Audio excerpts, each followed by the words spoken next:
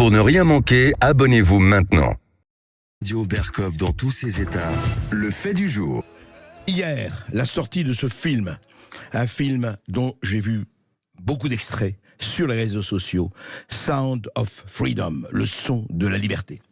En deux mots, Sound of Freedom, c'est quoi? Mais déjà, il est passé en un jour aux États-Unis numéro 1. Il domine avec 14,3 millions de dollars de vente de billets dans 2634 salles devant Indiana Jones qui arrive deuxième avec 11,7 millions de dollars dans 4600 salles, c'est-à-dire effectivement le double. Mais ce n'est pas seulement pour vous donner les chiffres que je parle de ça. C'est un film, effectivement, vous vous rappelez, on parlait de la mondialisation heureuse. Oui, vive la liberté de circulation des hommes, des femmes et des idées. Et qui peut être contre? Mais quand c'est la circulation des armes, la circulation libre des drogues, et surtout, la circulation libre de l'exploitation des enfants. Oui, de la traite des enfants, de l'esclavage sexuel des enfants, du trafic d'organes. Là, vous allez me dire, mais non, ça n'existe pas, mais c'est pas vrai. Complotisme encore. Ben, on aurait bien aimé que ce soit du complotisme. On aurait bien aimé. On est bien aimé, mais quand on arrive à des chiffres d'affaires de 152 milliards de dollars par an dans le monde, un trafic d'organes qui vaut 42 milliards, comment sauver les enfants? Eh bien, ce film qui est sorti, c'est un film de fiction, qui a été effectivement basé sur la vie de quelqu'un, un lanceur d'alerte qui est sur le terrain, Tim Ballard. Bonjour, Carl Zero. Bonjour André, comment ça va? Eh bien écoutez, ça va, je dois dire que j'étais assez bouleversé hier parce que des copies de films circulent sur les réseaux sociaux, je n'ai pas tout vu, j'ai vu une partie évidemment, l'image n'est pas bonne, etc. Mais c'est terrifiant ce film parce que c'est terrifiant et bouleversant. Alors il parle de ce qui se passe en Colombie, à Port-au-Prince, etc. C'est Jim Caviezel, vous savez, Jim Caviezel qui avait fait La Passion du Christ, etc., qui joue dans ce film, donc c'est un film de fiction, mais basé sur des faits, hélas, entièrement réels. Et je rappelle juste ceci, Carl, avant, le tournage a commencé en 2018. Il s'est terminé en 2019 et c'était Walt 20th Century Fox qui devait distribuer.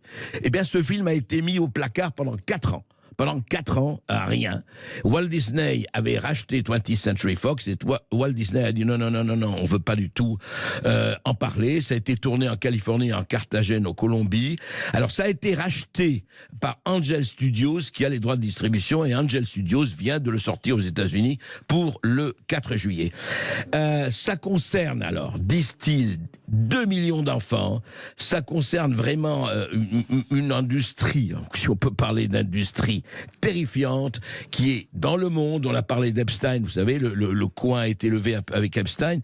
Et Carl Zero, alors dites-moi, vous qui connaissez bien, qui avez écrit des livres dessus et qui aujourd'hui faites ce magazine d'investigation, L'envers des affaires, qui est ce Tim Ballard? Tim Ballard, c'est ce qu'on peut qualifier de héros moderne. C'est quelqu'un qui, en fait, il vient de la CIA au départ. Ouais. Et la CIA l'avait chargé, justement, de s'occuper de la traite des enfants. Mmh. Et ce qui est intéressant, c'est qu'il ne savait pas que ça existait.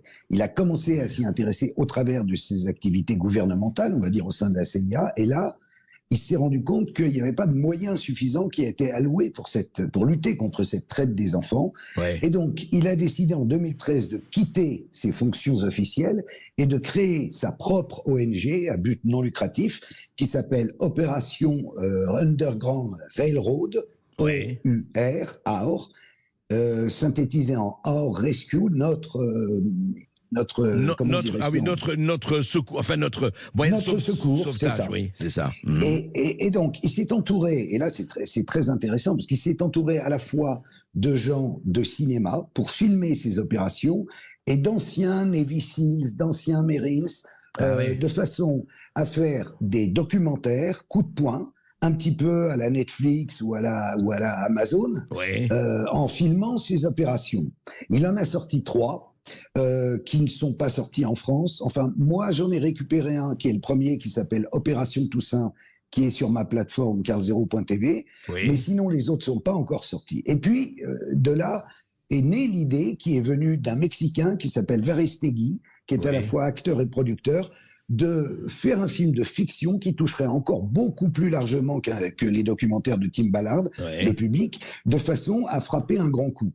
ils ont filmé donc ce film qui est un mélange entre différentes opérations. Il y en a eu en Haïti, il y en a eu en Colombie de Tim Ballard, et le résultat est un film extrêmement poignant, terrible, où on voit la réalité. Et en fait, c'est comme un signal, comme une déclaration de guerre au niveau mondial, puisque le film va finir par sortir partout. Je dois dire que personnellement, je me suis mis sur les rangs pour essayer de le distribuer en France. En France, bien sûr. Mais je me suis dit que ça m'irait bien autant. Oui. Oui, dites-moi. Mais Carl Zero, mais justement, alors ce film donne, enfin ce que j'ai pu en voir, encore une fois, je n'ai pas tout vu, mais il y a des réalités terribles. On découvre, parce qu'on entendait parler, on dit oui, c'est une rumeur, ouais, c'est encore du complotisme, etc. Mais dites-moi, quand on donne ces chiffres, 152 milliards de dollars par an, trafic 42 milliards, c'est esclavage sexuel plus trafic d'organes. Est-ce que tout ça, enfin, tout ça est vrai? Carl Zero, vous suivez ça, vous, depuis des années. Tout ça est exact, tout ça. C'est cette ampleur-là de ce trafic d'enfants qui concerne des millions d'enfants? Oui. Ça rapporte largement autant que la drogue. Et ça touche 2 millions d'enfants de par le monde. Le but, en fait, c'est de les vendre. Alors, il y a 1000 façons de les vendre. Ça peut être pour l'adoption, ça peut être pour les mettre dans des bordels pour enfants. Et ensuite, quand ils sont utilisés, ils sont fatigués vers 12, 13, 14 ans. Et là, ils sont abattus et leurs organes sont revendus. Et c'est un trafic que tout le monde connaît, mais dont on ne veut pas parler. Et ce qui est bien avec ce Sound of Freedom, c'est que tout d'un coup, ça renverse la table. Ça dit la réalité de la situation où on est, dans un monde qui est censé aimer ses enfants. Enfin, les enfants, c'est notre avenir. Ça n'a aucun sens de supporter ça. À la limite que des gens aient envie de se droguer, admettons, pourquoi pas. Ouais. Mais des enfants, André...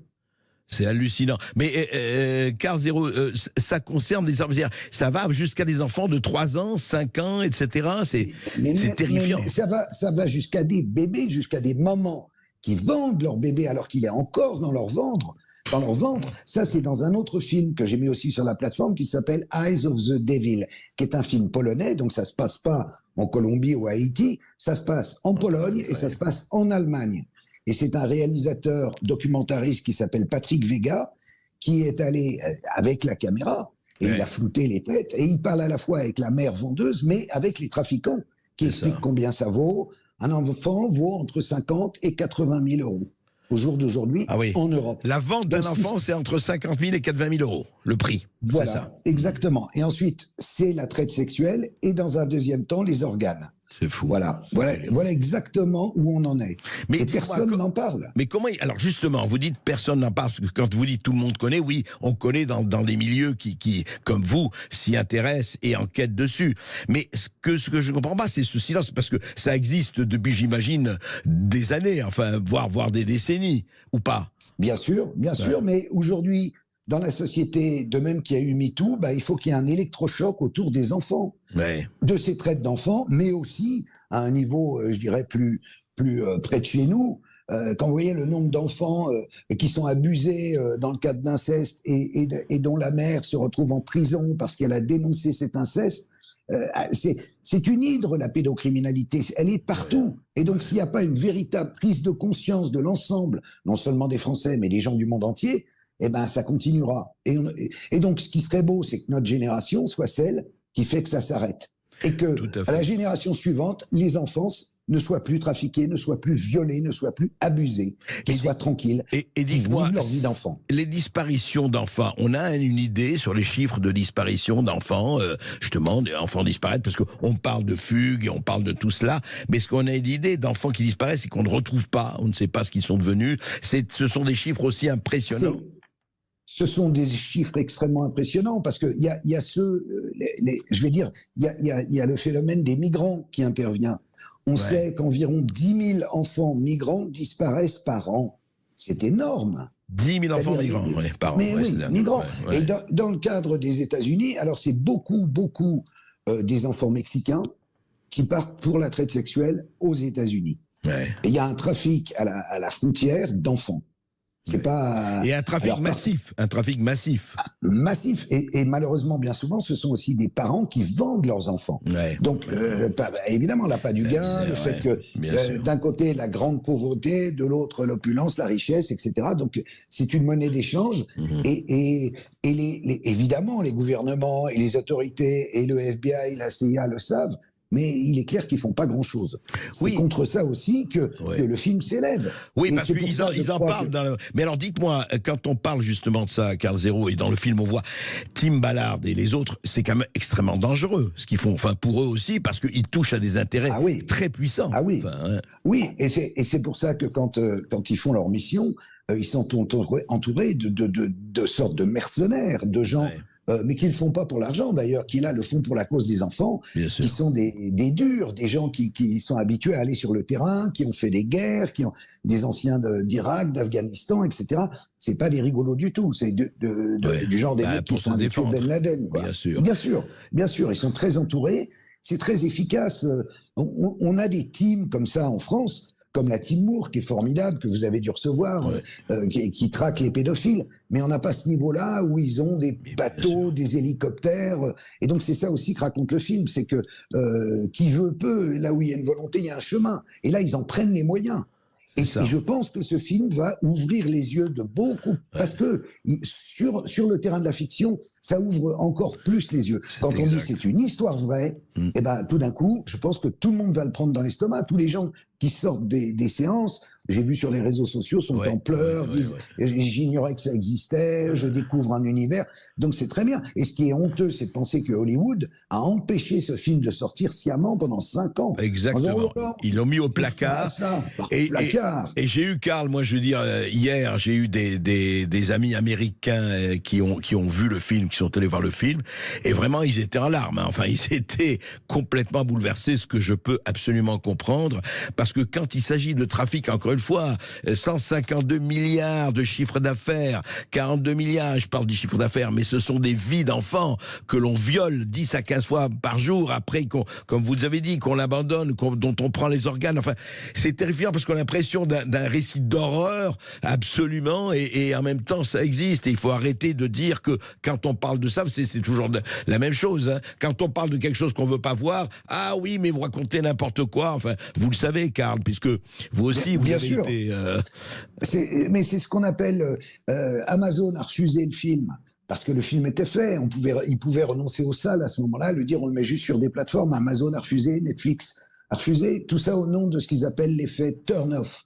L'effet turn-off, ça va être si dur que les gens ne vont pas regarder. Ça n'a aucun sens. Oui, ces plateformes doivent être aussi des lieux où des idées avancent. Il ne faut pas se couvrir et dire oh là là, non, ça n'existe pas. Évidemment que ça existe. Et c'est à nous, à chacun d'entre nous, de se révolter et de dire ça suffit comme ça, bien au-delà des clivages politiques ou que sais-je. Bien sûr, absolument. Alors justement, vous le faites, vous, avec l'enfer des affaires, et un livre aussi que vous avez écrit, dont on a parlé, Carl Zero, et dans le numéro 9 qui vient de paraître, de l'enfer des affaires, alors vous parlez... Et que je présente. Voilà, absolument. Vous faites bien de le présenter, vous avez raison de le présenter. Alors justement... c'est un journal en kiosque. Voilà, c'est un journal en kiosque que vous pouvez acheter, c'est trimestriel, effectivement. Et vous, justement, vous parlez d'une enfant de 12 ans qui a été massacrée et torturée, Lola. Et on en a parlé de cette IFA. Et vous apportez, alors justement, racontez-vous apportez des éléments tout à fait nouveaux et tout à fait assez étonnants et terrifiants sur la meurtrière, enfin celle qui a torturé et tué Lola. De quoi s'agit-il? Racontez-nous. Eh bien, quand le fait divers a été commis, je me suis dit c'est quand même étrange parce que c'est très rare qu'il y ait une meurtrière de 24 ans qui tue une enfant du même sexe de 12 ans en la violant et en écrivant 0 et 1 sur ses pieds. Ça ressemble à ce qu'on appelle un crime rituel. Crime rituel, c'est un truc qui existe. Il y a des satanistes, mais on n'a eu aucune nouvelle. Et il se trouve que l'ex-fiancé, l'ex-promis de Dabiabé, qui la connaît depuis son arrivée en France en 2016. La meurtrière, enfin, oui, c'est ça. Voilà, celle qui est, enfin, on va dire, supposée meurtrière, quoi qu'elle est reconnue. Enfin, la loi nous oblige à le faire. Et bien donc, sûr. Il m'a contacté et il a mis très longtemps à me trouver. Il a envoyé à des tas d'adresses et finalement, il m'a trouvé et il m'a raconté quelque chose qui a fait que je me suis dit, ah là, nous avons peut-être le mobile du meurtre. En réalité, ce qui s'est passé, et ensuite j'ai parlé avec les deux sœurs de Dabia B, qui m'ont confirmé ce qu'ils me racontaient. En fait, il s'est produit que 3 mois avant le meurtre, Dabia B est tombé sous la coupe de personnages peu recommandables, qui sont des Algériens nés en Algérie d'une 50aine d'années, qui pratiquent des rites, on va dire, de magie arabe, des sacrifices, avec du sang. Oui, vous voulez dire que ça bouches. existe, un peu sataniste, c'est Occident, hein, en arabe, c'est un peu ça, oui. Sataniste, mais au sens pré-islamique, c'est-à-dire ça nous vient de très très loin. C'est ça, oui, oui. C'est lié, oui, c'est avant l'islam. Oui, c'est ça. Tout à fait. C'est lié à l'existence évidemment de ce qu'ils appellent les djinns, qui sont des êtres à mi-chemin entre l'ange et Dieu, ou qu'on peut appeler des démons. Quoi. Et on pense qu'elle a été sous la coupe de ces gens. Enfin, vu les témoignages, il est évident qu'elle a été sous la coupe de ces gens, puisqu'avant, elle ne donnait aucun signe, ni de folie, ni d'envie de sang, ou de violer des petites filles. Enfin, elle était tout à fait normale, c'était une tiktokeuse, c'était une fille bien dans son époque. Et subitement, elle a totalement changé. Et donc, pourquoi je publie ces témoignages? C'est parce que je voudrais que l'enquête soit reprise aujourd'hui et qu'on s'intéresse à ces personnes qui ont gravité autour d'elle, dont la police connaît parfaitement et le nom et les adresses, puisque mes témoins, les sœurs et l'ex-fiancé, ont tout dit à la police. Mais curieusement, aujourd'hui, on a l'impression qu'ils ont décidé qu'ils avaient d'un côté une victime, une meurtrière. Ils se disent, elle passera pour folle et l'affaire est close. Mais non, il faut qu'on sache le fin mot de l'histoire. Les circonstances sont si horribles et si absurdes qu'on veut comprendre ce qui se passe. C'est réellement important pour la mémoire de cette petite fille aussi. Oui, elle fait partie de ces enfants massacrés, sacrifiés. Justement, 2 choses. Alors, écoutez, lisez L'envers des affaires, lisez le nouveau numéro qui est en kiosque. Vraiment, c'est passionnant et c'est terrifiant en même temps, et comme vraiment ce film, alors on espère qu'il sortira en France bientôt, en tout cas à la rentrée, le Sound of Freedom, le son, le bruit de la liberté, qui est vraiment un film. Et vous savez, peut-être que ce sera la case de l'oncle Tom, ce que la case de l'oncle Tom l'a fait pour les Noirs d'Amérique. Il y a plus d'un siècle, etc. Vous parliez de MeToo, comme c'est un J'accuse d'Émile Zola, c'est un J'accuse à la Émile Zola, Karl. C'est ça. Ce qu'il faut, c'est qu'ils viennent rapidement en France, que ça soit pas comme ce qui vient d'Amérique, qui met toujours 10 ans à arriver. Là, cette fois-ci, il faut qu'il arrive maintenant. Donc, j'essaye d'y travailler. J'ai pris contact avec Angel Studio pour voir comment le distribuer en France. Oui, écoutez, on va suivre ça et vous nous le direz. Et en tout cas, vraiment, c'est un film incontournable. Et encore une fois, que tout cela existe, que tout cela prospère en 2023, que tout cela marche, et on parle de choses et d'autres. On ne parle pas de ce scandale mondial majeur. C'est quand même quelque chose qui laisse assez pantois. Merci Karl Zéro, et on se Merci André. tout ça, hein. À bientôt. Merci. Au revoir. À bientôt. Tous ces états, les perles du jour. Sandrine Rousseau, elle n'est pas d'accord du tout, hein. Sandrine Rousseau est absolument pas d'accord. Non. Elle a fait un tweet d'ailleurs qu'elle aurait retiré. Enfin, ça a été très très vu. La police ne doit pas tuer jamais. C'est un principe simple, un principe républicain. Alors là, formidable, hein. C'est-à-dire que même si la police est agressée, évidemment, comme elle a la violence légitime, eh bien non. Alors, au Bataclan, oui, il fallait pas qu'un commissaire de police rentre et réplique. Quand il y a effectivement des attaques, non. La police, par essence, est armée pour être désarmée. Voilà, c'est la contradiction cartésienne, notamment de Sandrine Rousseau et des gens qui pensent comme elle. Mais qu'est-ce que ça veut dire? Enfin, écoutez, il ne peut exister. Alors, quand quelqu'un lui dit, avec tout le respect que je vous dois, c'est faux, heureusement que la police a tué au Bataclan, ça a évité un carnage bien pire encore. Voilà, et ce qu'on lui demande, et on est d'accord avec Padre Pio et notre Twitter, c'est de ne pas tirer n'importe comment pour n'importe quoi. Et Sandrine Rousseau répond, les lois d'exception suite aux actes terroristes jouent un rôle dans la situation actuelle. Le tir, même en cas terroriste, ne doit pas être l'option privilégiée. C'est vrai, on peut vous canarder comme on veut, mais attention, surtout surtout ne tirez pas. Il ne peut exister que dans des cas extrêmes, justifiés et sans aucune autre alternative. C'est pas beau ça, c'est pas beau, open bar. Effectivement, vous voyez quelqu'un qui est avec un couteau, qui est avec un poignard et qui est avec un fusil, eh bien, donnez-lui un bouquet de fleurs. Chantez-lui Imagine de John Lennon. Il va être tellement heureux, n'est-ce pas? Vive la France. Sud Radio, la culture dans tous ses états. André Berkoff, Céline Alonso. Viens voir les comédiens, voir les musiciens, voir les magiciens qui arrivent bien, voir les comédiens, voir les musiciens, voir les magiciens. Et oui, aujourd'hui c'est sur Sud Radio que les comédiens débarquent, André Berkoff, et aujourd'hui nos invités sont Philippe Chevalier et Véronique Geneste. Voilà, on ne savait pas si c'était le chevalier de la table ronde ou le chevalier blanc, ou on ne savait pas quel chevalier c'était, mais évidemment, Philippe Chevalier. Philippe Chevalier, je vais vous dire, il est au rire distingué, et je dirais au vrai rire, ce que Otis est à Pif, Erckmann à Châtillon et Barbès à Rochechouart. Voilà, Philippe Chevalier qui, effectivement, au théâtre de Passy, on l'a vu, c'est très drôle. Sherlock Holmes et l'affaire du pont de Thor. Et je dois dire qu'il y avait des moments formidables, surtout quand Philippe Chevalier se présentait comme le docteur Watson. Juste, je vais quand même vous faire une petite, juste pour introduire. Vous savez qu'un jour, le docteur Watson arrive chez Sherlock Holmes et lui dit: Sherlock, je tiens à vous le dire, vous êtes un gougnafier, vous êtes un salaud, vous êtes un enfoiré, et je tiens à vous le dire, je vous méprise.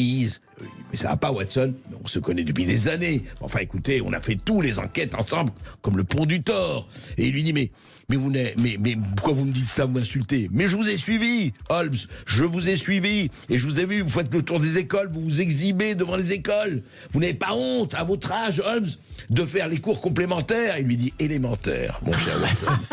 Elle est très bien, elle est très bonne. Et on recevra, André Berkoff, Véronique Geneste, qui a créé le festival Corse en scène, André.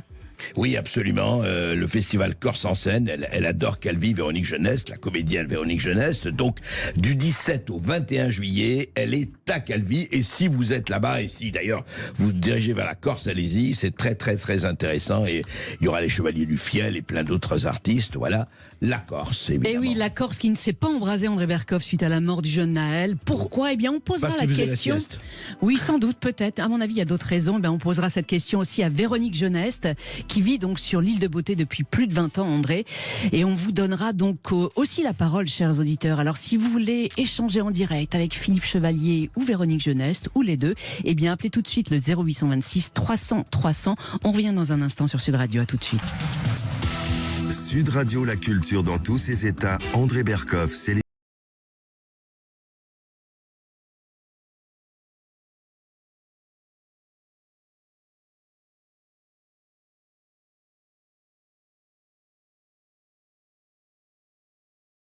Alors ce personnage de fiction a souvent fait l'objet d'adaptations au cinéma, au théâtre, à la radio, en BD. Eh bien actuellement, l'une des 56 nouvelles de Conan Doyle se joue à Paris. Et pour en parler, eh bien nous avons le plaisir de recevoir celui qui incarne le fameux Dr Watson.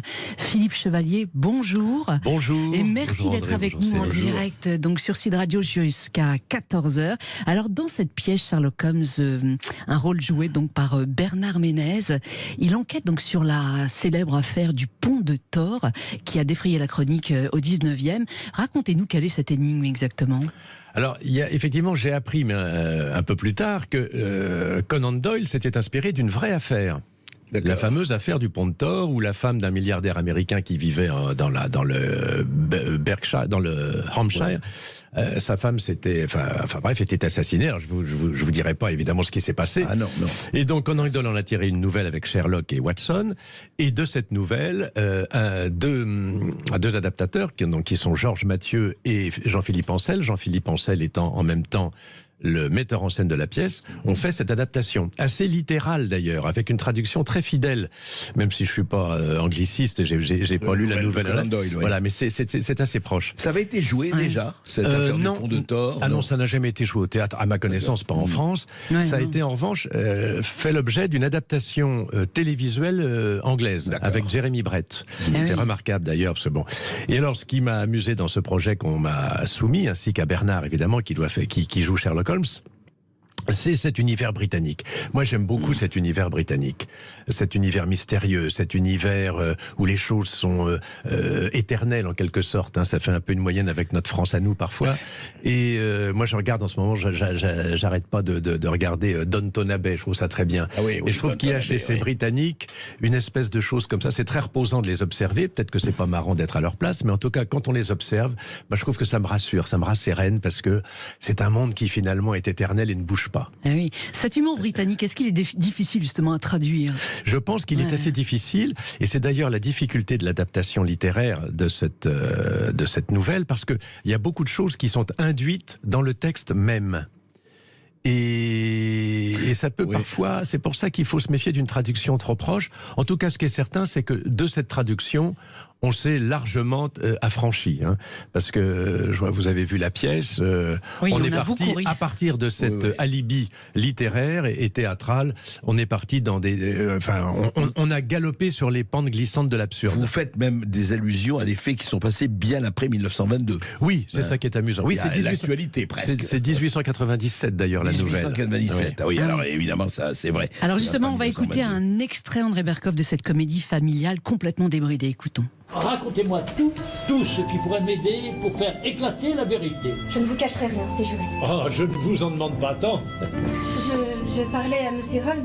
Ah, pardon. Maria Gibson me détestait, Monsieur Holmes. Des insulteuses épouvantables dont je la croyais incapable. Elle criait sans s'arrêter. Mais finalement, je suis reparti en courant. Finalement, je suis reparti en courant.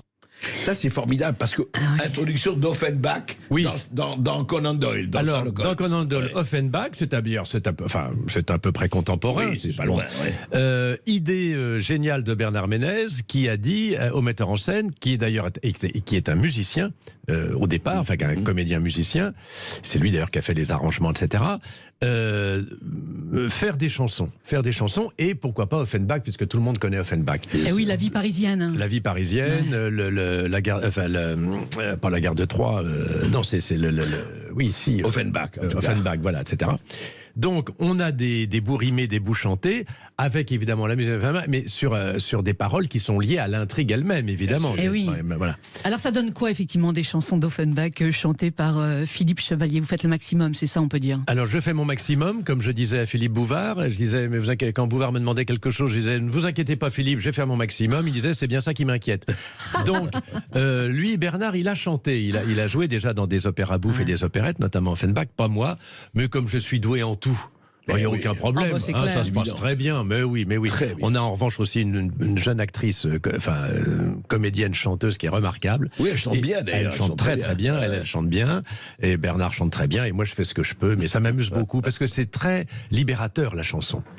Et ça permet de donner une note de gaieté à cet univers qui est quand même froid et obscur. L'univers de Conan Doyle, c'est quand même sombre. Et là tout d'un coup, pof, on part.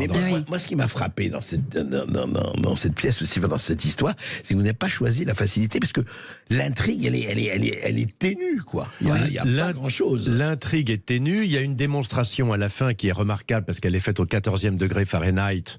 Et d'ailleurs, ça provoque beaucoup le rire chez les. Voilà. Alors, on a aussi pris le parti de faire tout ça un peu au 2e degré. Ah oui, complètement. Et de rajouter des improvisations, des vraies improvisations. Donc rien pour l'instant n'est écrit, c'est pas coulé dans le bronze. Et ça amuse beaucoup les gens.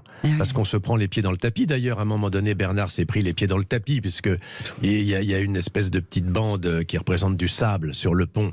Et puis il y avait un mauvais raccord, comme on dit, il s'est pris les pieds dedans. Je lui dis, ah bah oui, vous êtes dans les sables mouvants du Mont-Saint-Michel, on n'est pas loin.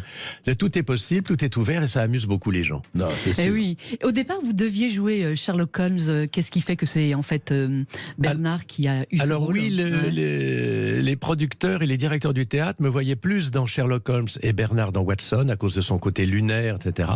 Et puis Bernard a insisté, il dit, oh, j'aimerais bien faire Sherlock Holmes. Alors je trouve que comme il a un nez à piquer des gaufrettes, il a la tête d'une statue de l'île de Pâques, il a ce côté lame de couteau et hiératique de Sherlock. Je lui dis, écoute mon cher Bernard, fais Sherlock Holmes et moi je ferai Watson. Et ça m'amuse beaucoup parce que j'ai l'impression de jouer un peu pour la première fois de ma vie dans ma carrière, un rôle d'Auguste. Moi qui fais toujours le clown blanc, là ça me change. Ah oui. Et c'est la première fois que vous incarnez un rôle comme ça dans une enquête policière? Ah et oui, et moi j'adore les intrigues policières. Moi mon rêve ça aurait été d'être Colombo, enfin de jouer le rôle de Colombo. Ah oui, surtout que vous avez fait des études de criminologie. Oui, alors j'ai fait des études de criminologie. Enfin j'ai une malheureuse licence de droit avec un petit certificat de criminologie qui y est adjoint, mais enfin je suis pas criminologue. Mais votre père était magistrat. Ah mon père était magistrat, oui ça c'est vrai. Donc vous connaissez un peu l'univers, quoi.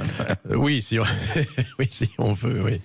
Et votre papa qui vous a toujours dit tu finiras mon fils sur les planches. Oui, mon père était persuadé que j'allais finir sur les planches et donc j'ai respecté sa parole. Et il est mort, il était quand même un peu inquiet, il voulait quand même que je fasse mes études de droit, ce que j'ai fait avec beaucoup de peine et de fracas. Ah, à ce point-là, pourquoi ça me cassait les pieds, j'avais horreur de ça, sauf le droit pénal, justement, je m'intéressais au droit pénal, autrement ça me cassait les pieds. Et alors il m'a vu quand même entamer le théâtre de Bouvard, donc il est mort un petit peu rassuré. Voilà, mon fils est peut-être sur une bonne lancée, surtout qu'il adorait Bouvard. Vous savez très bien, le grand souci des parents, c'est la sécurité. Exactement, évidemment. La sécurité. Fais ton métier, fais avant de faire le saltimbanque. Passe ton bac d'abord. C'était un film de je sais plus qui. Ça, Et votre maman, il paraît que c'est votre maman qui vous a transmis effectivement cet humour qui vous caractérise. Ah, ma mère était très drôle. Quand j'entends Louis de Funès parler de sa mère, c'est tout à fait la mienne. C'est-à-dire, elle était drôle volontairement parce qu'elle manquait pas d'esprit. Et puis elle était drôle surtout involontairement, ce qui était hilarant. C'est formidable. Et oui, vous parliez donc du théâtre de Bouvard. Effectivement, c'est le théâtre de Bouvard qui vous a fait connaître dans les années 80, qui a fait connaître votre duo surtout avec Las Palais. Oui, on a commencé là. On avait écrit déjà une pièce avant. Là, on a rencontré toute une petite bande, Pascal Légitimus, Perroni. Tout ça au théâtre de Bouvard. Alors non. Avant, dans des cafés-théâtres où on était. Et c'est là qu'on est allé encore constituer chez Bouvard, qui nous a offert une tribune, enfin un marchepied, un escalier. C'était bien le petit théâtre d'ailleurs. C'était formidable. Il ne faut pas oublier qu'il y avait que 3 chaînes à l'époque. Donc on faisait 15 millions de téléspectateurs par jour. Mais il a lancé plein de talents, Bouvard, à l'époque. Bien sûr. Bigard, tout ça. En tout cas, votre duo culte avec Régis Las Palais a duré 36 ans, des années de grand succès. Philippe, avec 5 spectacles de sketch, 8 pièces. Ma femme s'appelle Maurice, Le Dîner de con, Déviation obligatoire, Les Menteurs, Monsieur Chasse. Au Palais Royal. Et non pas Monsieur Chaste, s'il vous plaît. Monsieur Chaste, Je vous propose d'écouter des extraits sur Sud Radio. À tout de suite. Je rêve que Nicole Kidman sonne à ma porte. Non, c'est pas vrai, non. Et que je vais lui ouvrir en pyjama, à peine réveillé. Non, c'est pas vrai. Ah non. Eh ben 2 heures après, vers les 8 heures, on sonne à ma porte.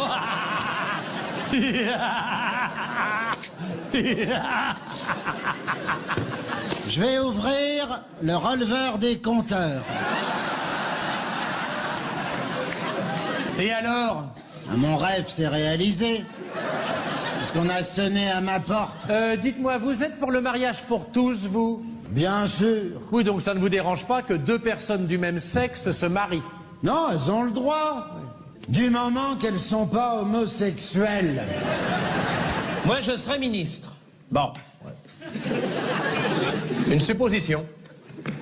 Il n'y a pas de raison, hein. On a vu plus con, même maintenant. Surtout maintenant. Oui, surtout maintenant, c'est vrai. Non, c'est facile. Oui. Le pauvre. Oui. Vous voulez un vol direct? Oui, parce que d'une part, je connais bien Rennes et Strasbourg, et je dois me rendre à Pau le plus vite possible, puisque je vais à l'enterrement d'un vieux camarade. Vous avez le vol du matin à 10h. Très bien. Qui met 50 minutes. Parfait. Il est très rapide. Tant mieux. Le problème est qu'il repart aussitôt, vous n'aurez pas le temps de descendre. Il y en a qui ont essayé, ils ont eu des problèmes. Cela dit, il est très rapide. Attendez, là, comment ça, on peut pas descendre? Je vous dis, il y en a qui ont essayé, ils ont eu des problèmes. Si on peut pas descendre. Cela dit, il est très rapide. Non mais attendez, monsieur. La question est de savoir si je peux ou si je ne peux pas en descendre. C'est vous qui voyez. Non, mais c'est pas moi qui vois. Il y en a qui ont essayé. Oui, non mais d'accord. Ils ont eu des problèmes. Eh oui, formidable, c'est vrai. Excellent. Ah oui. Chevalier Las Palais. Oui. Qu'est-ce qui fait que vous avez divorcé en quelque sorte tous les deux, Philippe? Alors ça, je ne sais pas. En réalité, C'est un peu dommage d'ailleurs, parce que moi je comprends très bien qu'au bout d'un certain temps, on ait envie de partir chacun dans une direction. Mais ce que je regrette, c'est la rupture totale, c'est-à-dire l'abandon définitif de ce duo. On ne se voyait plus, on ne se... oui, c'est-à-dire que Régis est parti du principe, qui n'est pas forcément idiot, si je puis dire, que... Bon, il est obsédé par le cinéma. Bon, mais ce qui est tautologique. Enfin, on a tous envie, tous les comédiens ont envie de faire du cinéma. Alors, il pense peut-être à juste raison que le duo l'empêche de faire une carrière au cinéma. Moi, je partage pas du tout cette idée, mais admettons. Et donc, il a de manière radicale... Ah oui, tranché, oui. Considérer il y a combien de temps? C'était combien de temps? Ça fait 7 ans déjà. Oui, 7 ans, d'accord. Donc ça fait 7 ans qu'on ne travaille plus ensemble. Évidemment, on se voit de temps en temps, on s'appelle, on est toujours en bon terme. Mais vous n'êtes pas fâchés, je veux dire. Non, on n'est pas fâchés. Non. Mais c'est un peu dommage. Et je trouve que c'est une hypothèque sur notre popularité. Oui, c'est vrai. Oui, surtout que votre duo au cinéma aurait pu super fonctionner. Oui, alors on a fait 2 expériences. Une, pas très heureuse, on avait coécrit un film avec Jean-Jacques Perroni qui s'appelle Ça n'empêche pas les sentiments, qui n'a pas trouvé son public, comme on dit pudiquement, parce qu'il a fait 25 000 entrées. En revanche, il est considéré comme un film culte. Alors, je sais qu'on dit tout ça, évidemment, des films qui ont été des échecs cuisants. Mais en l'occurrence, on a eu les honneurs de première, là, il y a 2 ans, etc. Et puis, on a fait Ma femme s'appelle Maurice, dont on n'était pas les auteurs, avec Jean-Marie Poiré. Et là, le film a pas mal marché. Mais c'est la seule expérience. Alors, on a joué aussi dans Le Paris. Donc, on a fait du cinéma. Ouais. Mais, je sais pas, il a un côté parfois très têtu. Et puis, alors, qu'est-ce qu'il y a dans son esprit? Vous savez qu'il n'est pas facile à décoder. Hein. Moi, j'ai quand même la prétention de le connaître bien. Et même moi qui le connais bien, je le connais pas bien. Ah oui, mais je sais que vous lui avez fait... On ne connaît jamais personne. Non, complètement, non. Vous lui avez fait plusieurs appels du pied depuis ces dernières années. Oui. Comment il réagissait? Parce que je sais que vous lui avez même proposé de fêter vos 40 ans sur scène. Même ça, il refuse. Non, il veut vraiment couper net. Il considère que ce que je trouve dommage, mais après ça le regarde. Et puis non, mais c'est qu'il est très têtu. Hein. Le breton c'est moi, mais alors le têtu c'est lui. Mais vous-même, comment vous l'avez vécu ce divorce? C'est douloureux quand même un divorce. C'est-à-dire que, vous savez, moi j'ai un de mes amis ostéopathe qui m'a dit l'année dernière en Bretagne à Saint-Malo, il m'a dit tu es pessimiste mais tu es positif. Donc c'est un peu ça. Moi je suis un pessimiste mais positif. C'est-à-dire que je suis lancé, je roule, donc je me pose pas de questions et je fonce et je m'adapte. Vous regardez le verre à moitié plein plutôt que le verre à moitié vide. Et alors quand il est complètement plein, là je suis ravi. Mais au début, vous avez eu du mal à vous lancer dans une carrière solo après cette rupture? C'est-à-dire que j'ai fait effectivement un one-man show, parce que je me suis dit, tiens, je vais me donner l'occasion. Et puis je me suis rendu compte que les gens se disaient, mais... en voyant mon one-man show, qui n'était pas plus mauvais qu'un autre, et ils me disaient, oui, mais alors, où est l'autre? Parce qu'on a trop marqué, de notre empreinte. 36 ans, hein. 36 ans, ça marque, 36 ans. Alors j'y reviendrai peut-être, il faudra que j'en réécrive un autre plus tard, mais ça m'a donné aussi l'occasion de m'ouvrir vers d'autres. Donc j'ai fait beaucoup de pièces, dont une pièce de Patrick Sébastien, Panique au ministère, etc. Donc je me suis débrouillé. Mais là je suis content de jouer à Paris, pour ça que je suis ravi d'être au Théâtre de Passy, parce que j'avais pas mis les pieds sur scène à Paris depuis 6 ans. Ah oui, d'accord. Enfin, donc depuis 5 ans, si on compte le one-man show. Et donc là, je suis très heureux parce que d'abord, j'adore ce théâtre. Oui, il est très bien. Il est charmant. Très joli théâtre, je dis aux auditeurs. Très joli théâtre. La passion de passer par la rue de Passy. Allez-y. Et c'est la première fois que vous jouez avec Ménez? Avec Ménez, oui, c'est la première fois. Oui, je trouve que votre duo est complètement atypique. Ah oui, mais juste pour revenir à ça, juste pas pour parler de votre duo, est-ce que vous avez eu la tentation de dire, tiens, je vais peut-être dire quelqu'un, parce que l'univers est quand même, on est 6 milliards d'habitants, ou 7 milliards, vous n'avez pas, tiens, je vais trouver quelqu'un avec qui peut-être ça va matcher, ou dit non, c'est fini, on l'a fait, puis ça va. Non, oui, c'est ça. C'est-à-dire que j'ai voulu, dans un premier temps, faire un one-man show. Pour voir ce que ça donnait. J'ai vu d'ailleurs la difficulté du one-man show, que l'on mésestime complètement quand on fait un duo, parce qu'un duo, finalement, c'est du théâtre. C'est du théâtre. C'est pareil, qu'on soit 2 ou 18, c'est un dialogue. En revanche, le one-man show, vous n'avez pas le droit de laisser un blanc 30 secondes, enfin 3 secondes. C'est bon. Alors ça m'a appris ça aussi, c'est un excellent exercice. D'ailleurs, je le pratique aussi un petit peu de temps en temps, parce que je fais parallèlement à tout ça un spectacle avec Paul Duro et Gilles Détroit qui s'appelle le Parti du Rire. Oui. Et en province, on fait chacun une demi-heure de spectacle. Donc là, j'ai l'occasion. Voilà. Oui. Donc je pratique encore mon one-man show. Et oui, et vous serez en tournée dans toute la France avec ce spectacle à partir de la rentrée. Alors Philippe Chevalier, on va se retrouver dans un instant sur Sud Radio avec Véronique Geneste. Elle va nous parler du festival Corse en scène qu'elle a créé il y a 3 ans et qui aura lieu donc à Calvi du 17 au 21 juillet prochain. À tout de suite. Sud Radio, la culture dans tous ses états. André Berkoff, Céline Alonso. Sud Radio, la culture dans tous ses états. André Berkoff, Céline Alonso. Era corsa luminosa di bellezza come un cinne di l'azzurro a per la rara quando sogno di te quello che si Eh oui, Florent Pagny et Patrick Fiori, André Berkoff qui rendent hommage à l'île de Beauté où nous allons nous rendre tout de suite en direct sur Sud Radio pour donner la parole à Véronique Geneste. Alors bonjour à vous Véronique et merci d'être avec nous donc sur Sud Radio. Alors il y a 3 ans, vous avez créé le festival. Véronique. Salut André, ça va? Salut Philippe. Bonjour Véronique. Alors j'ai un excellent souvenir, je le dis en préalable, un excellent souvenir du festival de Calvi. On est allé il y a 2 ans avec Rebecca Hampton et Julie Arnold dans Panique au ministère. C'est un souvenir mémorable. Ah oui, alors ce festival, Véronique, vous l'avez créé il y a 3 ans, donc on l'a dit, festival Corse en scène, il aura lieu du 17 au 21 juillet au Théâtre de Verdure de Calvi. Quels artistes vont se produire cette année, Véronique? Dites-nous. Oh, cette année, j'ai 5 soirées. Il y a beaucoup d'artistes parce que j'ai 11 spectacles. En introduction, j'ai 1 heure de scène pendant que les gens s'installent et qui viennent revoir à la buvette. J'ai une fille qui s'appelle Laurence et qui a fait un très bel album sur les chansons de Gainsbourg. Plus des intervenants comme ça multiples qui vont venir proposer c'est un peu une scène ouverte.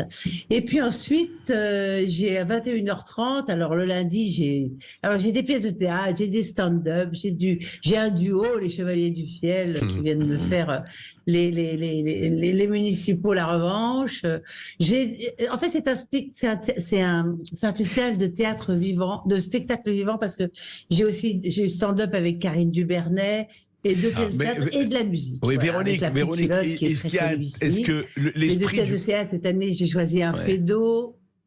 Ah oui, c'est bien. Véronique, l'esprit du festival, c'est quoi? C'est très très varié, c'est plutôt le rire, la bonne humeur ou c'est de tout?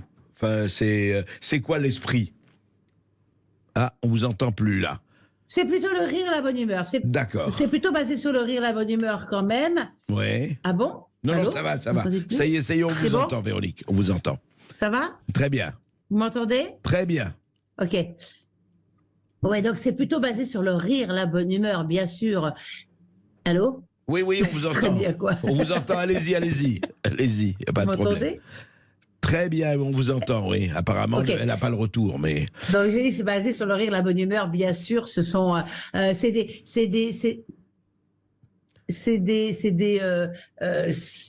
spectacles. Alors, il y a un Fédo qui est vraiment le boulevard, on dirait même Vaudeville avec les portes qui claquent, qui est mort de rire, qui est vraiment Monsieur Chasse, qui est une adaptation de Monsieur Chasse parce qu'il a réduit le nombre de comédiens. Il y a Redoutable avec une pièce mise en scène par Jean-Luc Moreau, qui elle est beaucoup moins sur forcément l'humour, c'est de l'humour très grinçant et un peu méchant, mais c'est extrêmement drôle, porté par 3 comédiennes merveilleuses, dont une que le public connaît bien parce qu'Ariane Séguillon, elle joue dans Demain nous appartient sur TF1. Et puis après, je vous disais, les Chevaliers du Fiel, bien sûr. La Petite Culotte qui fait un énorme concert avec son nouvel album, qui ici, on l'appelle ça, c'est notre chouchou noustral. C'est vraiment, il a démarré, il est corse et il a explosé en Corse. Donc voilà, il est très attendu. Et puis ensuite, il y a Karine Dubernet qui va nous faire son One Woman Show. Et ensuite, le soir, à partir de 23h, à part le soir de la Petite Culotte qui, lui, jouera à 23h, mais les autres soirs, c'est à 11h du soir, il y a des spectacles, des spectacles de musique et que de la musique, Soumantanov, Coco Pops, les groupes corses qui viennent nous chanter, et du Corse et d'ailleurs, des groupes formidables qui sont très connus. Dites-moi, Véronique, vous avez créé ce festival en 2021. C'était quand même un sacré pari de l'organiser cette année-là, non? Avec oui, Covid. Ouais. Avec Covido. Ouais, c'était surtout l'occasion parce que comme moi j'avais 2 pièces de théâtre qui se sont arrêtées, la première, la tournée s'est arrêtée. Ça faisait très longtemps que je voulais faire ce festival et je manquais de temps. Et en fait, finalement, le Covid m'a donné le temps de le faire parce que j'ai arrêté une tournée en plein milieu. D'ailleurs, je l'ai terminé la dernière date en Corse et à Porto-Vecchio. Et puis ensuite, j'ai commencé une pièce à Paris. J'ai à peine joué 20 jours et ça s'est arrêté une deuxième fois. Et c'est un matin où j'ai écouté la radio et j'ai entendu le ministre de la Culture en février par là, qui disait on va rouvrir les salles de spectacle en plein air assis, parce que cette fois-ci le virus il était en l'air au lieu d'être en bas où il fallait être debout. Enfin, je veux dire, on savait pas trop où il était ce virus, mais en tous les cas, cette fois-ci il fallait être assis en plein air. Et j'ai appelé le ministre de la Culture pour leur dire voilà, je vais faire un festival. Ils ont dit on vous suit. Voilà. Ah, génial. Véronique Jeunesse, vous partagez du moins votre vie entre Paris et la Corse depuis 27 ans. Vous vivez à Lumio. Vous avez eu un véritable coup de foudre pour la Balagne. Racontez-nous. Oui, je la connais depuis beaucoup plus longtemps. En fait, moi, depuis les années 80, je viens tout le temps en Corse. J'avais des amis corses qui m'invitaient tout le temps dans leur appartement à Ajaccio, donc à Cargèse. On avait plein de copains dans le coin. Et puis un jour, une copine m'a invité à Calenzane, tout à côté de Calvi. J'ai passé un été merveilleux avec Pierre Richard, avec plein d'amis comme ça. On avait amené nos motos et on a fait des virées dans toute la Corse. Et je suis vraiment tombée amoureuse de la Balagne parce que je trouvais que c'est un côté elle est beaucoup plus populaire, la Balagne. C'est un côté très, très familial avec cette grande plage de Calvi qui part en pente très, très douce où les enfants peuvent jouer sans danger, avec ce temps béni des dieux parce que, en fait, il y a une sorte de microclimat ici. Le vent, il chasse toujours les nuages. Il fait toujours doux, même si quand il fait très chaud, il fait toujours chaud, même quand il fait froid. Non, et puis les amis, les copains, j'en ai maintenant beaucoup. Donc la chose s'est inversée au fur et à mesure que mon métier me laissait un petit peu plus de temps. Est-ce que vous vous sentez plus vous parliez effectivement sans danger, vous vous sentez plus en sécurité en Corse que sur le continent, Véronique Jeunesse? On est très en sécurité ici, on se sent très bien. Moi, enfin, j'ai jamais ressenti aucun danger. On est très amis là, avec la gendarmerie, la police, on se salue. C'est beaucoup de proximité. Et moi, j'aime la proximité, j'aime les gens. Et en fait, ici, tout est simple. Quand vous voulez à Paris, quand vous voulez des trucs sur l'EDF, il faut, je sais pas, faire des trucs pendant des années sur Internet. Ici, vous allez à l'EDF, vous voyez la fille, vous parlez une demi-heure avec elle. Voilà, vive le contact, vive le contact. Et c'est que du contact, voilà, tout est contact, à tous les niveaux. Donc ça, moi je voudrais qu'on retrouve ça partout, tellement c'est agréable le contact. Oui, mais vous voyez, Véronique, à ce moment, c'est pas du tout la tendance, c'est numérique. Vous avez eu à l'aéroport, il y a plus personne au guichet, il y a plus personne, pardon, non, c'est fini, plus de contact. Alors heureusement que la Corse. Ici, il y a. On a du contact partout et c'est pour ça que c'est vraiment extraordinaire. C'est ça, c'est l'humain. C'est l'humain ici. Place à l'humain. Oui. Véronique Jeunesse, la Corse ne s'est pas embrasée suite à la mort du jeune Naël. Comment vous l'expliquez? Comment ont réagi les Corses qui vous entourent? La Corse est restée calme, apparemment, en tout cas. La Corse est calme parce que la Corse, elle est nationaliste, la Corse, donc elle s'occupe de ses fesses. Et puis, c'était pas ici, donc à la limite, c'était pas ici, c'était loin d'eux, quoi. C'était un peu comme si vous disiez, tiens, l'Italie s'est pas embrasée. Eux, ils se considèrent français, bien sûr, puisqu'ils sont français. C'est normal, mais en même temps, ils se considèrent avant tout corse et ils gèrent bien leurs problèmes ici. Je veux dire, on n'a pas ici, même s'il y a énormément, certainement, il y a un gros pourcentage d'immigration ici quand même. Mais je sais pas. Moi, tous ceux que je connais, en tous les cas, qui sont issus de cette immigration, sont très peut-être que c'est la température, peut-être que c'est parce que aussi ils savent que les Corses c'est pas des gens qui se laissent marcher sur les pieds, donc les choses sont dans une sorte c'est plutôt sympa, tout le monde vit bien ensemble, je trouve, perso. Maintenant, peut-être que certainement il y a des grandes villes où ça se passe moins bien, je sais pas. Mais ici, je ressens pas moi cette lourdeur la tension n'est pas du tout la même que sur le continent, en tout cas à Paris ou ailleurs, quoi. C'est pas la même tension. Ouais. De loin, Véronique Jeunesse, comment avez-vous vécu ces émeutes qui ont enflammé la France là, suite à la mort du jeune Naël? Ah, mais moi, j'étais à Paris, parce que j'ai passé 10 jours à Paris. Là, je viens de rentrer. J'étais à Paris, je sais pas où jusqu'en. Ouais, j'ai été à Paris pendant cette période-là, un petit moment. Je suis partie juste au bon moment, apparemment. Comment j'ai ressenti ça? Mais très très mal, comme tous les Français, je pense, à plein de niveaux, parce qu'on peut pas être manichéen dans ces histoires. Bien on sûr. peut pas, parce que en fait, on essaie de tout mélanger, de tout mettre sur le même, sous le même prisme, éclairage, alors que il y a, alors qu'il y a vraiment, je pense, des choses, trois choses très différentes. La première, c'est ce meurtre, ou c'est cette bavure, ou c'est simplement cette légitimité. Ça, on n'en sait rien, et je ne veux pas en présager. Toujours est-il que ça, c'est une question qui se pose. Est-ce que la loi est bonne? Parce que c'est un truc dans le cadre de la loi. Je veux dire, est-ce qu'il a tiré dans le cadre de la loi? Est-ce que la loi va lui donner raison ou tort? Et ça, on peut pas en présager. Ça sera la loi qui le dira. Et là, à ce moment-là, est-ce que cette loi est bonne et est-ce qu'on doit la garder? Voilà, ça c'est une chose. Ensuite, les émeutes, on s'est tous bien rendu compte que ça n'avait strictement rien à voir, parce que le policier avait été mis en prison. Ça n'avait pas grand-chose à voir. C'était juste un prétexte pour embraser la France. Et ça, c'est un autre principe. À mon sens, c'est totalement autre chose. C'était juste une excuse, parce que nous, on fait des marches blanches quand on veut, et on aurait tous été à la marche blanche de ce pauvre garçon. Je veux dire. Voilà. Et finalement, ça les a pas servis, ça les a plutôt desservis, à mon sens. Donc, c'était plutôt là, des gens qui détestent la France et qui sont sans arrêt en train d'essayer de mettre en porte-à-faux notre République, qui en sont la cause. Et puis, le troisième fait, c'est pourquoi ça s'est arrêté. On parle de ça s'est arrêté à cause de la drogue, parce qu'ils ont mis le holà. Mais ce serait pas ça qu'il faut régler en premier, parce que les gosses dans les cités, est-ce qu'ils vont plus à l'école, ou est-ce qu'ils deviennent violents, etc. Parce que tout d'un coup, ils se sentent totalement puissants à cause de ces réseaux de drogue qui tiennent tout, et que finalement, ils ont une filière toute trouvée pour bosser.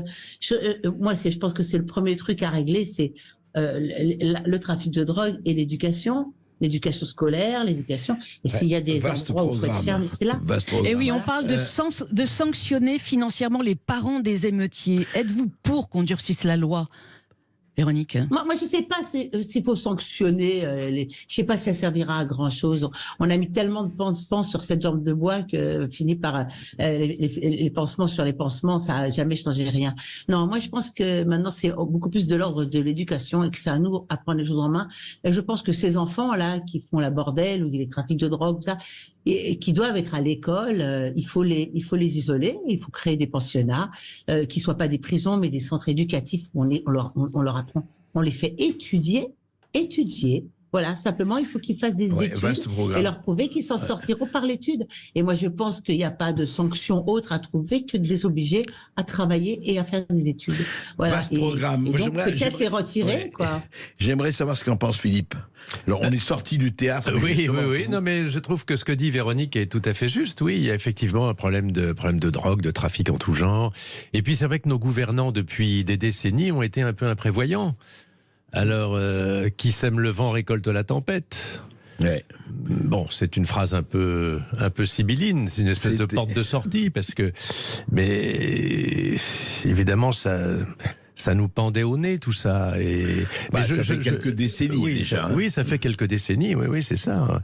Mais c'est vrai ce que dit Véronique, il faut que l'éducation prennent une part. C'est très drôle, j'ai entendu l'autre jour le ministre de la Justice, Dupond-Moretti, qui finalement est tombé dans un discours qui n'est pas habituel chez lui. Il disait, mais moi, quand j'avais 12 ans, je travaillais, j'allais pas folâtrer dans la rue, etc. Et c'est amusant d'entendre ce monsieur qui a toujours eu un langage très différent de tout ça, qui était dans une tradition un peu gaucho, post-68 art, etc. Il était avocat à l'époque. Oui, bien sûr. Et donc, il y a des gens qui vont peut-être prendre conscience qu'il faut revenir à ce qu'on appelle les fondamentaux. Ça c'est vrai. Le problème est de savoir si on n'a pas déjà changé de fondamentaux, mais c'est une autre question. Comme avait dit Macron l'année dernière, on a changé de paradigme. Alors ça me faisait beaucoup rire, parce qu'il a employé un mot du langage philosophique. Alors j'imaginais, qu'est-ce qu'il a dit, Robert? On a changé de paradis. Bon, très bien. Mais nous irons tous au paradigme. On ira tous au paradigme. Mais nous irons tous au paradigme, bien sûr. Le paradigme perdu, surtout. Oui, le paradigme, oui. Véronique Geneste, une réaction au propos de Philippe? Oui, C'est en fait très compliqué parce qu'on peut tous avoir des idées comme ça. Moi-même, j'aimais des choses, mais je pense que le problème est très, très, très, très complexe. Et c'est pas des mots, comme disait Philippe, qui vont résoudre les choses, surtout que souvent les mots employés sont pas forcément accessibles à tout le monde. Je trouve qu'on vit dans un monde, moi, et c'est un mot aussi, trop manichéen. C'est-à-dire que tout est gris, tout est noir ou tout est blanc, alors qu'en fait, il y a beaucoup de nuances. Et j'aimerais qu'on nuance toujours beaucoup plus les propos. Qu'on essaye parce que c'est vrai que malheureusement c'est vrai que ces bandes-là qui foutent le bordel partout et qui mettent la France à feu à sang, c'est une poignée, certainement une poignée par rapport à tous ceux qui sont là. Bien sûr. Mais le vrai problème, c'est que même pour casser les deux tours, il a fallu une poignée de mecs. Pour mettre un pays à feu et à sang, il faut des poignées de mecs. Il faut des poignées de mecs qui osent, et quand il n'y a rien en face qui s'oppose, voilà. Et ben c'est une poignée de mecs qui met en danger l'État. Et moi, je pense que puisque c'est une poignée de mecs, et puisque les gens disent que c'est une poignée de mecs, on a tout à fait les moyens de les faire taire et de les rééduquer. Et de les mettre au bas. Véronique Jeunesse sera la prochaine ministre de l'Intérieur. Oui. Nous allons nous y employer. Oh non. On espère. Je vote pour vous, Véronique Jeunesse. On va se retrouver dans un instant sur Sud Radio et on va donner la parole donc aux auditeurs au 0826 300 300. À tout de suite. Sud Radio, la culture dans l'air. Sud Radio, la culture dans tous ses états. André Berkoff, Céline Alonso.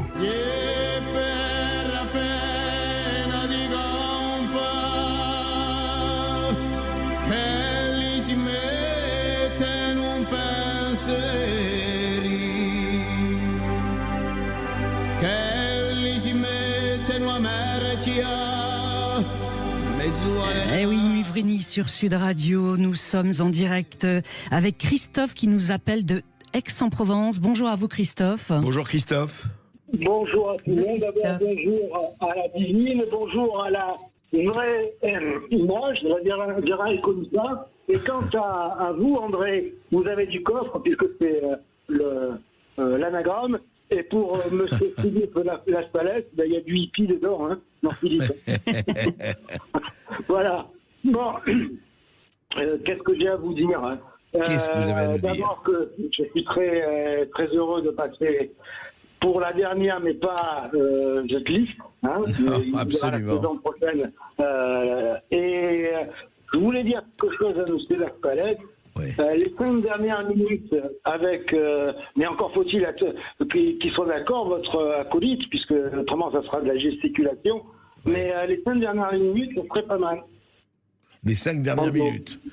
Et oui, vous savez, les 5 dernières minutes. Bien sûr. Oui. Vous voulez qu'on reprenne les 5 dernières minutes, c'est ça? Je propose, moi je veux rien. Hein. Non, mais... C'est une très bonne idée. Et d'ailleurs, il y a une allusion dans la pièce de Conan Doyle.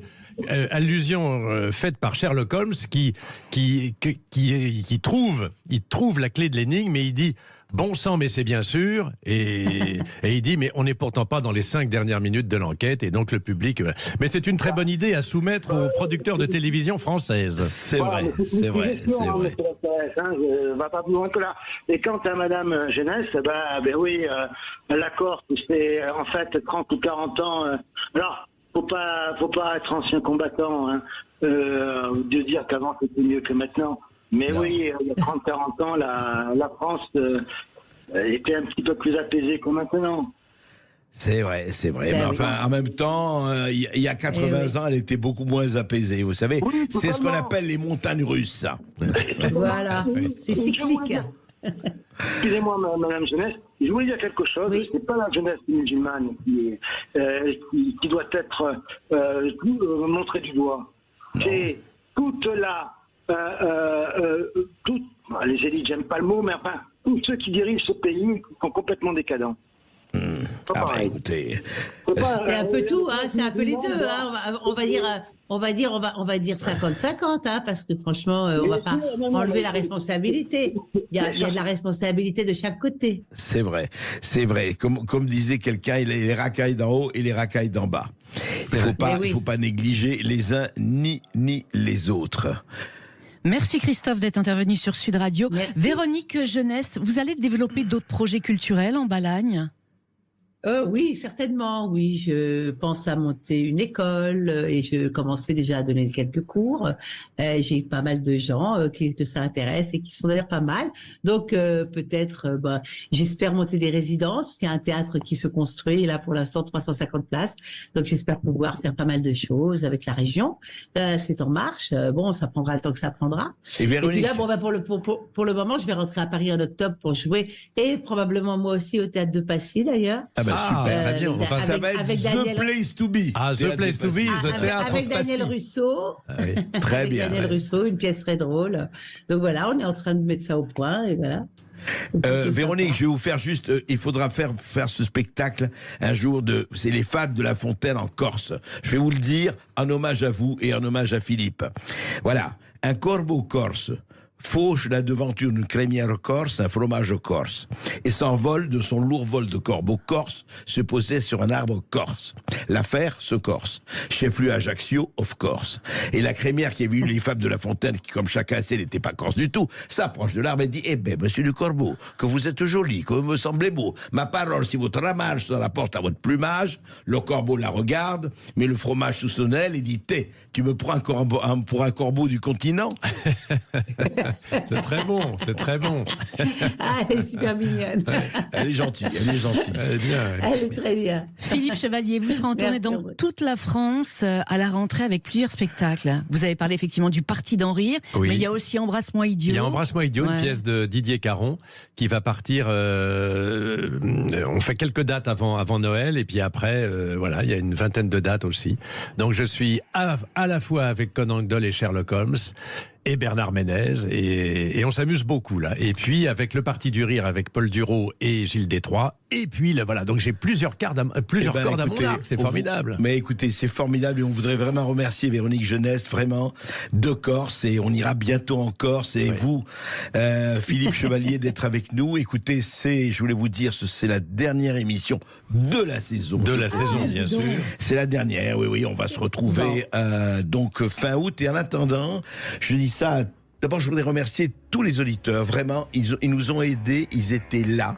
Vous savez, une chose, on aime, et Berkov dans tous les états, en particulier, mais Sud Radio, tout Sud Radio, c'est la radio libre. Et moi, je remercie Filucial, Christian Latouche, je remercie Patrick Roger, je remercie toutes les équipes qui ont travaillé avec nous pour faire de cette radio, je vais vous dire, on ne s'est jamais senti aussi libre que dans cette radio. C'est vraiment une radio libre où toutes les opinions peuvent se rencontrer. On n'a pas d'oukase, on n'a pas de gens qu'on écarte, on n'a pas de gens qu'on met à l'index, on n'a pas une doxa dominante. On est vraiment totalement libre. Et tous les dimanches, vous allez écouter le Best of Berkov, si ça vous a mis tout l'été, de 13 à 14 heures. Et puis, le 28 août, on se retrouve. Et je vais vous dire deux choses d'abord. La liberté ne s'use que sinon on ne s'en sert pas. Ne jamais oublier cela. Et puis, avoir toujours question à tout. Méfiez-vous de ceux qui ont réponse à tout, mais ayez toujours le questionnement le plus total. Et vraiment, vive la liberté. Véronique Geneste. Un mot, oui. On dit toujours quand le silence se fait, la liberté s'en va.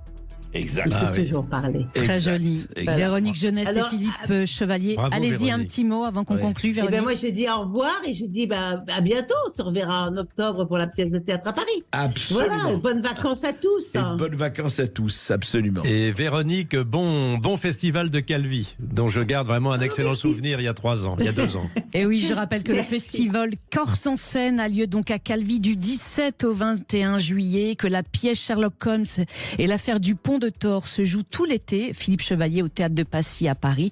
Alors, mercredi au dimanche. Exactement. Voilà. Chers auditeurs, effectivement, si vous aimez le jazz, rendez-vous à Marseille au Festival des 5 continents aussi, qui commence demain et qui dure donc jusqu'au 27 juillet. Il y aura Marcus Miller, Gilberto Gil et Diana Reeves s'y produiront. Bel été sur Sud Radio.